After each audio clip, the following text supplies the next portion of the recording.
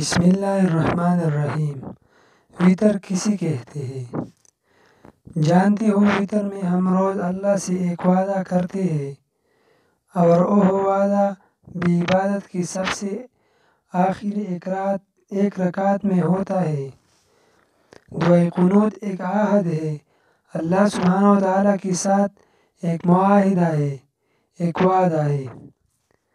اللہم انا نستعینک، اے اللہ ہم صرف تجھ سے ہی مدد مانگتے ہیں، ونستغفرک اور تیری مغفرت طلب کرتے ہیں، ونؤمن بک اور تجھ پر ایمان لاتے ہیں، ونتوکل علیک اور تجھ پر ہی توکل کرتے ہیں، ونثنی علیک الخیر اور تیری اچھی تعریف کرتے ہیں، ونشکرک اور ہم تیرا شکر ادا کرتے ہیں، ولا نکفرک اور ہم تیرا انکار نہیں کرتے، ونخلع اور ہم الگ کرتے ہیں، ونترک من یفجرک اور ہم چھوڑ دیتے ہیں اس کو جو تیری نافرمانی کرے۔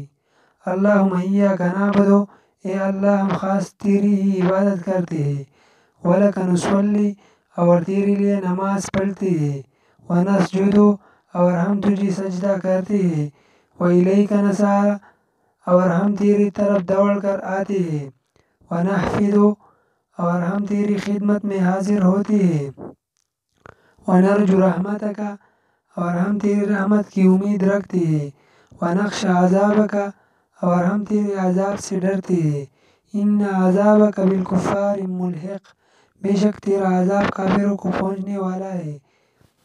کبھی کبھی کچھ باتیں بڑی دیر سے پتہ چلتی ہیں یا شاید پتہ تو ہوتی ہیں، لیکن ان کی اصل سے، ان کے راز سے واقف ہونے کا بھی کوئی وقت، کوئی لمحہ ہوتا ہے۔